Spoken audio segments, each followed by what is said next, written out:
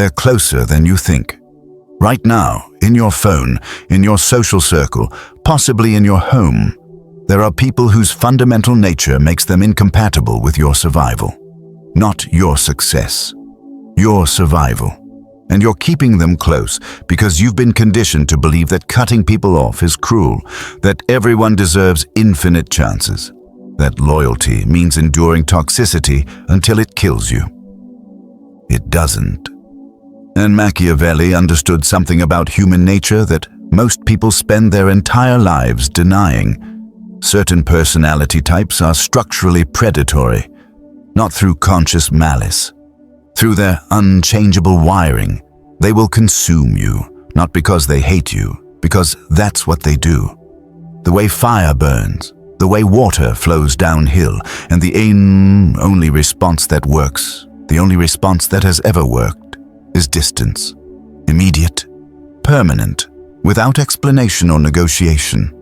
I'm about to show you 3 personality archetypes that are currently draining your life, and I'm giving you the exact recognition patterns so you can identify them instantly, and the tactical Machiavellian strategies to remove them before they destroy what you're building. But you need to understand something before we start. These people will not change. That hope, that belief that if you just love them enough or set enough boundaries or communicate more clearly, they'll transform into safe people, that hope is the chain keeping you trapped. Kill that hope. Then learn to run. Here's what's happening in the next 26 minutes. I'm going to reveal 3 personality types that function as psychological predators in every social ecosystem. The emotional arsonist who creates chaos, then positions themselves as your savior. The competence vampire who extracts your capability while contributing nothing and making you feel guilty for noticing. And the success saboteur who needs you at their level and will unconsciously destroy any attempt you make to rise above it. You're going to recognize people in your life immediately, and that recognition is going to hurt because you've been giving these people access they never deserved. But that pain is the price of clarity, and clarity is the foundation of freedom. By the end of this video, you'll know exactly who to cut off, exactly how to do it without giving them ammunition, and exactly what they'll do when you run. Stay until the end, because the final principle, the one about what becomes possible when you eliminate these 3 types, that's the one that changes everything. Drop a flame emoji in the comments if you're ready to burn bridges that should have been ash years ago. Let's expose them. You're too close to see it. That person who exhausts you, who somehow always has a crisis right when you're about to focus on your goals, who makes you feel guilty for having boundaries, who drains you dry then acts confused about why you're tired. You can't see the pattern because you're inside it, like trying to read a label from inside the bottle. But I can see it, and I'm about to show you what you've been missing. Right now, you're surrounded by people who are incompatible with your trajectory. Not temporarily difficult, not going through a phase. Fundamentally, structurally incompatible. Their presence in your life is costing you opportunities you don't even know you're missing. And you're keeping them there because you've been taught that cutting people off is a moral failure, that good people work through difficulties, that loyalty means endurance. Those lessons were designed to make you controllable, to keep you tethered to relationships that serve others at your expense. Because people who can't set ruthless boundaries are people who can be exploited indefinitely. And the 3 personality types I'm about to show you, they didn't design this system, but they benefit from it enormously. They need you to believe that distance is cruelty, because if you ever figure out that distance is survival, they lose access to their resource, which is you.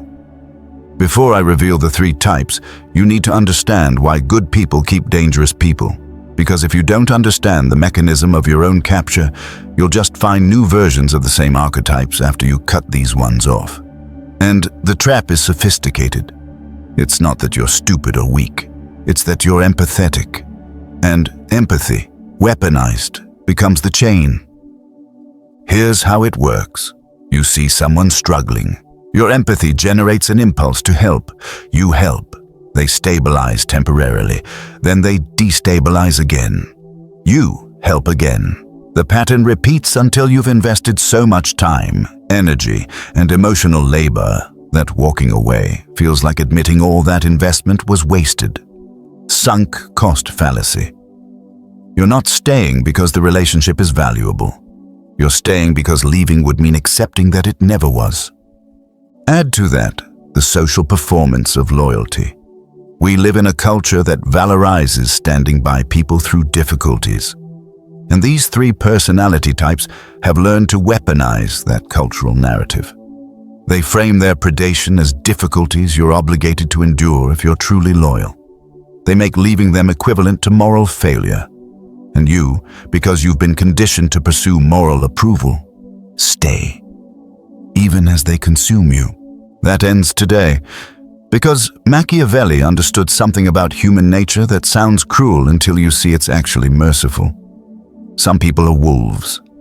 Not metaphorically, actually, in the structure of their psychology. And the relationship between wolves and sheep isn't improved through understanding or communication or boundary setting. It's resolved through distance. Permanent distance. Let me show you the first wolf. Personality. Type 1, the emotional arsonist. This is the person who creates chaos, then positions themselves as the only one who can save you from it. They're the friend who manufactures drama between you and others, then comforts you through the fallout they created. The partner who destabilizes your emotional state, then bonds with you over fixing what they broke. The family member who generates crisis after crisis, then makes you feel like abandoning them in their chaos is proof of your inadequacy.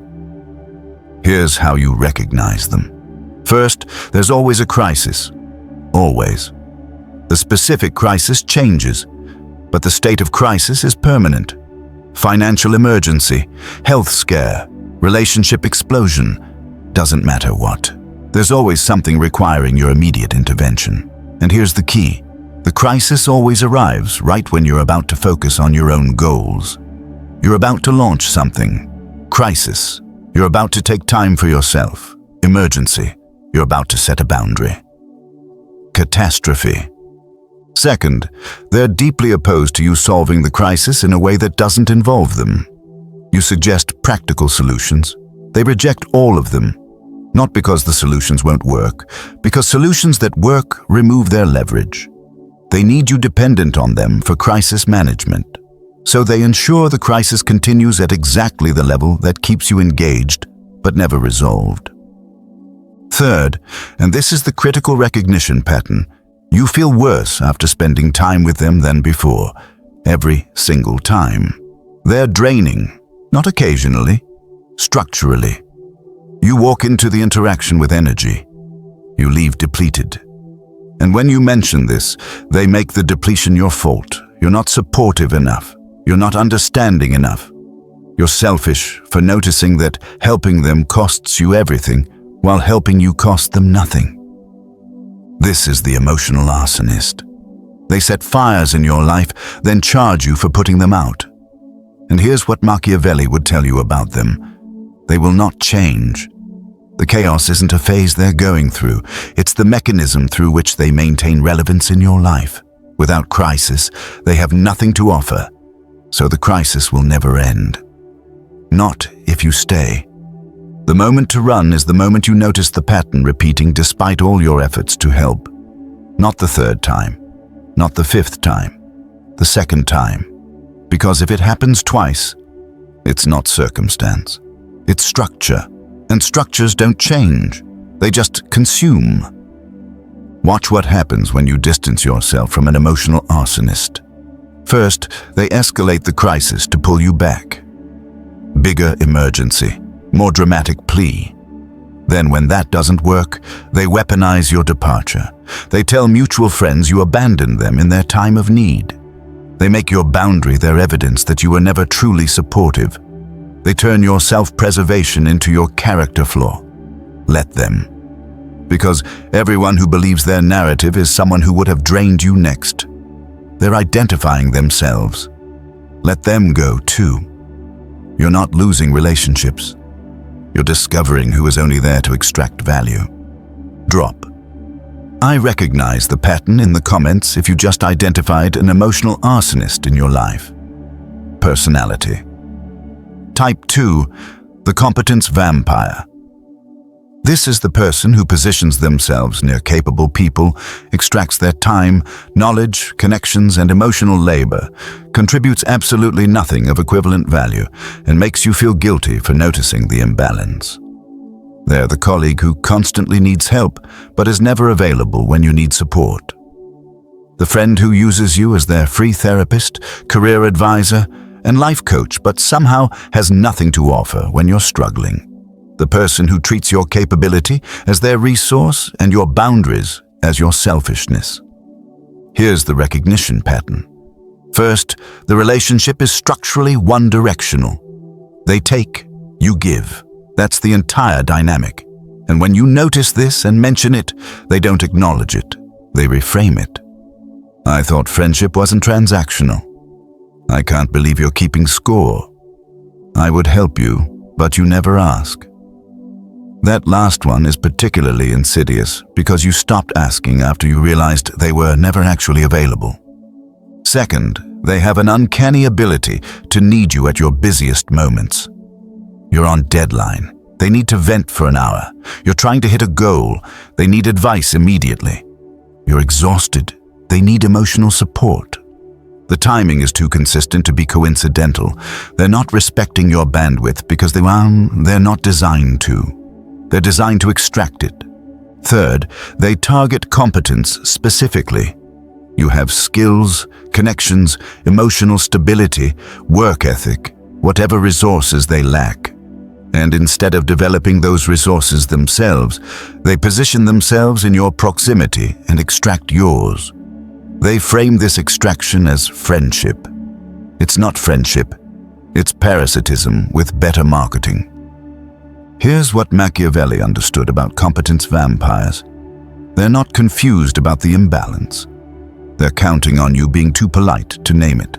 The moment you say out loud, I give you tremendous amounts of time and energy and receive nothing equivalent in return, the relationship is over.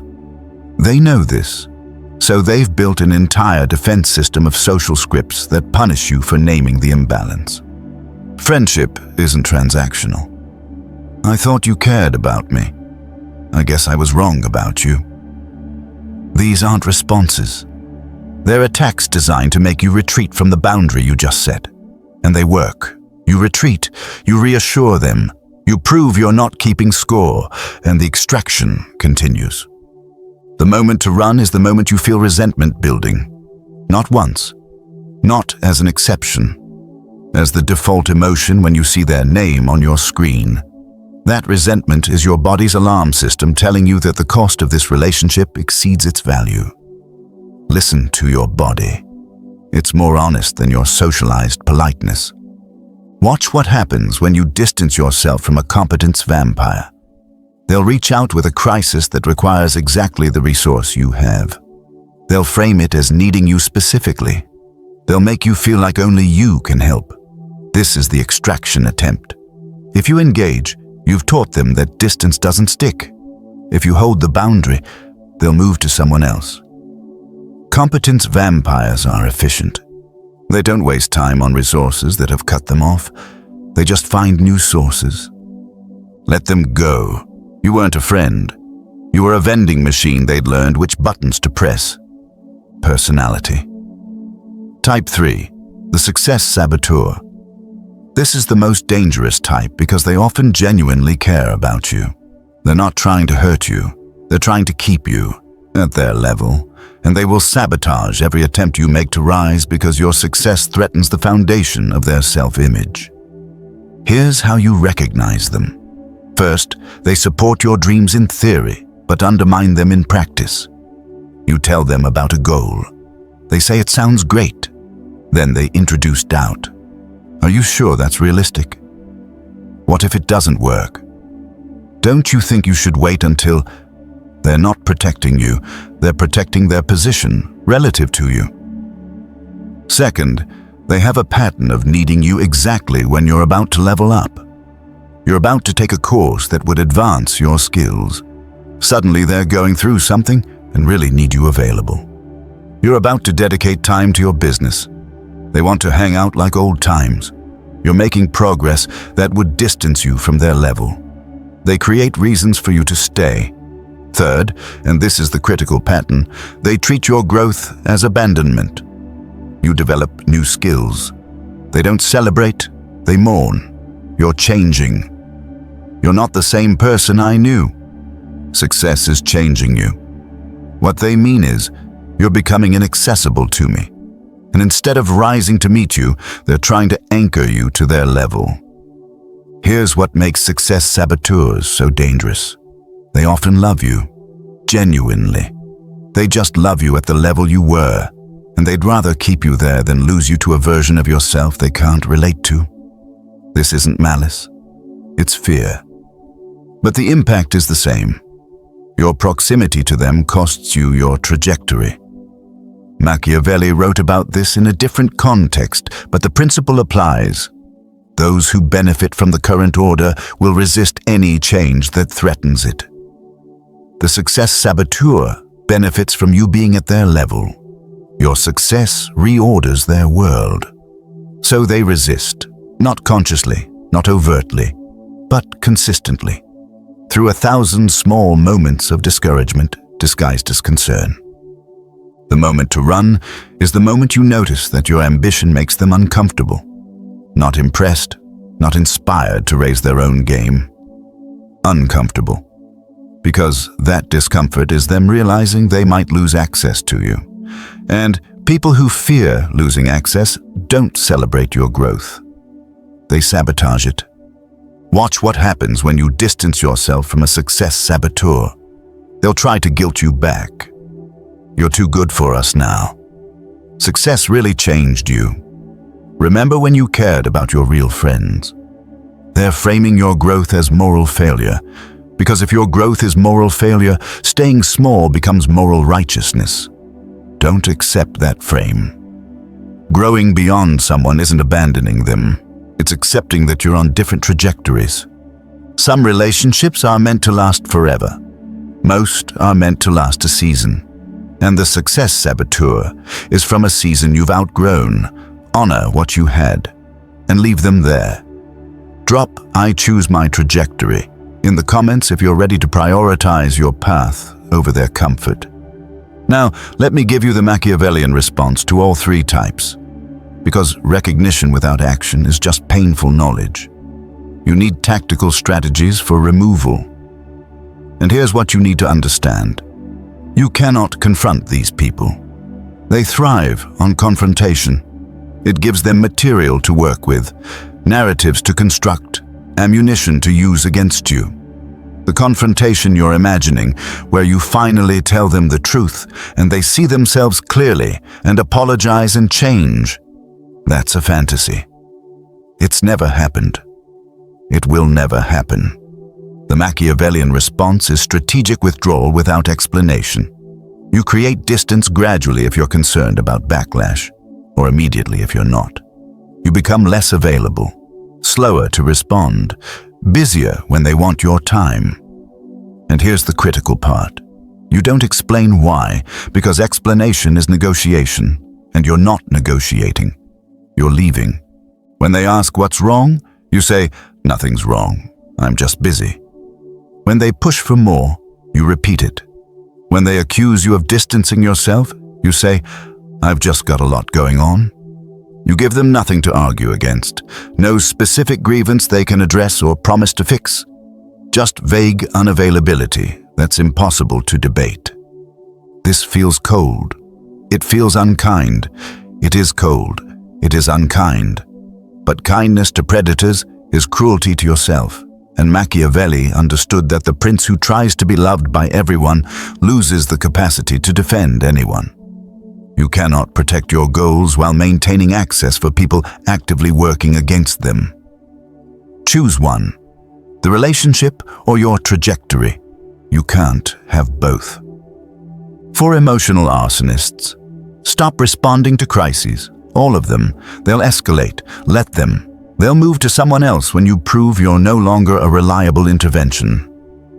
For competence, vampires Stop being available for extraction. Need advice? You're busy. Need emotional support? You're unavailable. Need connections? You can't help. They'll stop reaching out when the vending machine stops dispensing. For success, saboteurs. Stop sharing your goals. They can't undermine what they don't know about. Your ambitions become private. Your progress becomes invisible to them. You just slowly become inaccessible. This is how you run, not dramatically, just consistently. Distance without discussion, withdrawal without declaration. They'll notice, they'll push back. That brings us to what happens when you run. When you distance yourself from these three personality types, they will attempt to pull you back. Not because they've changed, because distance threatens their access to their resource, and they have patterns they run. The emotional arsonist will generate a crisis so severe that ignoring it seems inhuman. Someone's dying, something's ending, someone needs you right now. This is the final extraction attempt. If you engage, you've taught them that big enough crises still work. The competence vampire will show up with an opportunity that requires exactly the resource you have, and they'll frame it as mutually beneficial. It's not. It's extraction disguised as collaboration.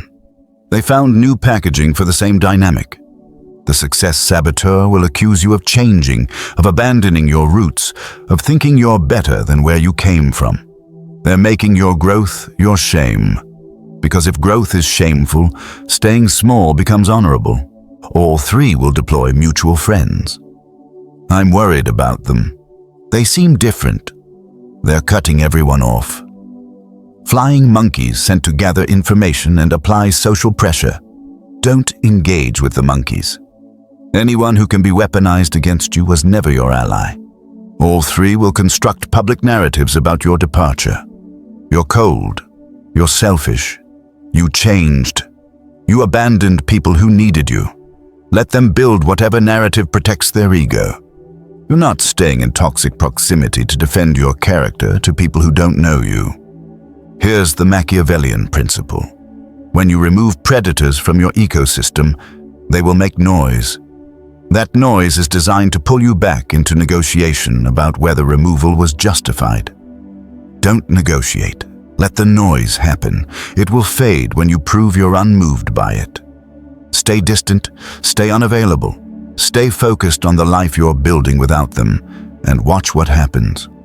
They move on, faster than you expected, because you were never irreplaceable.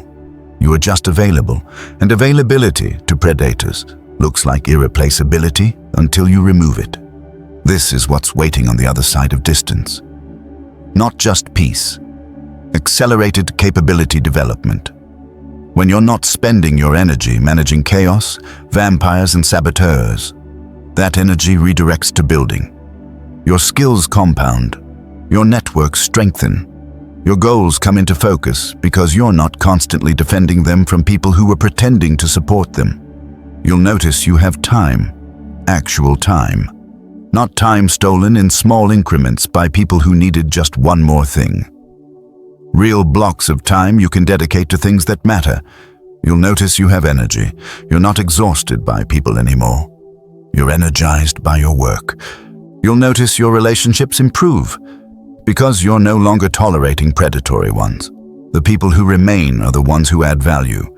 And when your baseline is mutual contribution instead of one-directional extraction, you start noticing how good relationships actually feel, how they don't drain you, how they don't require constant crisis management, how they just work.